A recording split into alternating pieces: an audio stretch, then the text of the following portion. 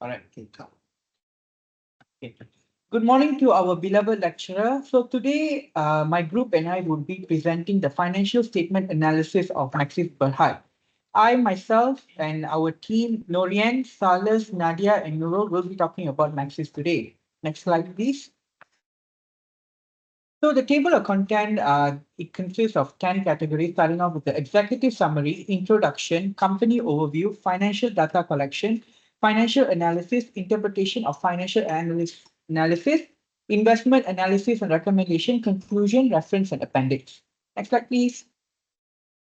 Okay. Now I would like to So, pass it on to Hannah. so I'm going to intro for Maxis Berhad. Today we will discuss Maxis Berhad, Malaysia's leading provider of converged solutions. Maxis is known for its agility and focus on capabilities, positioning itself as a key agent of digitalization in Malaysia. They offer a wide range of products and services for both consumers and businesses. Next. Maxis has shown strong growth by leveraging its core mobile business, consistently delivering solid financial performances even in challenging markets. This success is driven by their focus on coverages and digital solutions. Next. Established as a prominent player in Malaysia's telecom industry, Maxis is committed to providing innovative and reliable services.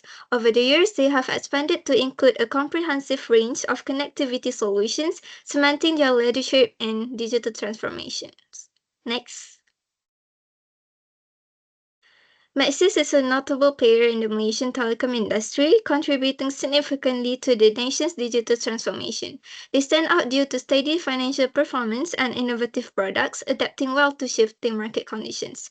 As a technology leader, Maxis pioneers new technologies and is committed to corporate social responsibility and digital inclusiveness. They lead in offering next generation connectivity options, making them ideal for this analysis. Next. So this is company overview for product services. Maxis offering include hotlink postpaid and prepaid unlimited value price mobile plans, Maxis postpaid premium mobile services, fiber and fixed wireless broadband for high-speed internet, and enterprise solutions for businesses including managed network services, cloud IoT, and AI solutions. For financial performance highlight, in Q1 2021, Maxis saw a 4.7% increase in profit after tax and consistent growth in service revenue and EBITDA. By Q1 2024, they reported a 10.2% increase in PAT to 353 million and a 3.7% rise in service revenue to 2191 million ringgit, with growth in both consumer and enterprise divisions. For Maxis future plans, looking ahead, Maxis plans to accelerate next-gen enterprise products, including 5G technologies, and be the go-to partner for SME digitization. They are investing in networks, capacity, fiber rollouts, IT digitalization, and government initiatives like the package P-hailing Rahmasim. Thank you. All right. Thank you so much, Hannah. So now we will be talking about the financial performance analysis of Maxis. So in this category, we'll be talking about the statement of profit and loss, statement of financial position, statement of cash flow, and the summary and conclusion at the end of the presentation. Next slide, please. Okay. So starting off, as you can see, there's a bar chart for the revenue, cost of goods sales, and gross profit. Over the years from 2021 all the way up to 2023, there is a slight increment on all three categories. As for operating income and net income analysis is the same thing. However, when it comes to operating income, there is a drastic increase over the years. And as for net income, there is a small increment over the years. So now we are looking at the statement of financial position comparison, starting off with non-current and current assets. As you can see, their non-current assets are increasing by a small amount. And as for current assets, it's the same case as well. As you can see for the revenue analysis from 2021 all the way to 2022, there is a drastic increase. And from 2022 to 2023 onwards, there is a minor increase along the way. Now we are looking at the total liabilities and total equity. So among the 3 years, it is relatively the same, as there's only a small change along the way. So as for operating cash flow, as you can see, just like the revenue analysis, there is a drastic change from 2021 all the way to 2022, and then from 2022 to 2023, there is a minor increment. Now for cash and cash equivalents, from 2021 to 2022, there is a drastic change, and from 2022 to all the way to 2023, there is no changes at all. Now I would like to pass it on to Norian. Hi, my name is Nurian, and now I will be talking about the financial analysis. As you can see here right now, there are we have the from 2021 to 2023 for all the main financial ratios like liquidity ratios, activity ratios, debt ratio, profitability ratio, and market ratio. This is the market ratio here. Now I'm going to pass on to Salas. Yeah, for the interpretation of financial analysis, for the year 2021, Maxis had a significant higher amount of current ratios, total assets, revenue, and also the earnings per share, whereas Telkom had it higher on the return for equity and returns on total assets. For the year 2022, Maxis was higher on current ratios, revenue, earnings per share, returns on equity, and return on total assets, whereas Celcom was only higher on total assets. For the year 2023, Maxis was higher only on current ratios, return on equity, and return on total asset, whereas Celcom had it higher on total assets, revenue, and earnings per share. I would like to pass it on to the next presenter.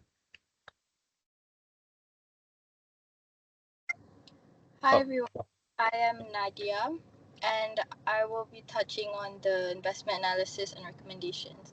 So the financial analysis reveals a company in a strong position. As for the financial strengths, Maxis is effectively making money from its operations and assets as seen by the upward trend in all profitability ratios like the gross profit margin, operating profit margin, net profit margin, return on asset, and return on equity. Despite a minor decrease, the business has enough short-term assets to cover its short-term liabilities. Maxis also maintains a manageable amount of debt and is not overly dependent on borrowed cash, as indicated by the consistent debt-to-equity ratio. The company appears to be using its assets to create sales efficiently, as indicated by the consistent asset turnover ratio. Next slide, please.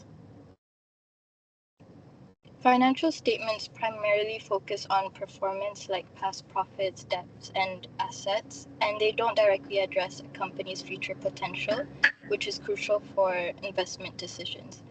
So here are some factors to consider that are beyond the financial statement. Future growth prospects are not explicitly shown in the financial analysis, thus the business's goals for growing, developing new products, or gaining market shares should be looked into. Now, understanding the company's position within its industry is crucial to analyze its market share, competitive advantage, and overall industry growth outlook. Lastly, research the management team's experience and their ability to navigate future challenges. A well-managed company with a proven track record inspires investor confidence. Next slide, please. According to the financial analysis, a hold recommendation is advisable. Even though the financial situation is favorable right now, caution is advised due to the minor reduction in liquidity and stagnating efficiency. This is because it has strong and improving profitability, manageable debt, decent liquidity. However, it does have limited information since the analysis lacks details on the company's growth prospects. And has flattening trends since the slight decline in the current ratio and stagnant asset turnover ratio. As for the market conditions, the overall market environment can significantly impact the company's performance, so a volatile market could hinder Max's ability to achieve its full potential. Since this analysis doesn't provide insights into the company's future growth, A buy recommendation is difficult to support without understanding the company's competitive landscape. Therefore, holding allows you to gather this crucial information and monitor the situation before making a decision for your investment. Conversely, a sell recommendation might be considered if Maxis operated in a declining industry with high competition. Thus, the company's profitability begins to decline significantly and market conditions turn negative. Thank you. Next slide, please. So for the conclusion, Maxis Berhad shows a strong financial health with consistent revenue growth rising from 9,789 million in 2022 all the way to 10,180 million in 2023. The company effectively manages costs and maintains substantial non-current assets, ensuring long-term operational activity. However, challenges include rising operating expenses, higher finance costs, and significant net current liabilities, which pressure profitability and liquidity. Despite strong cash flow from operating activities and positive finance income, increased borrowings need careful attention. To sustain growth, Maxis must focus on cost control and efficient and effective resource allocation to overcome financial challenges. But let's be honest, Maxis is not going to go anywhere because technically they are one of the best telcos in Malaysia. With that, we rest our case. Thank you so much and have a nice day. Stop sharing, stop recording. Anna,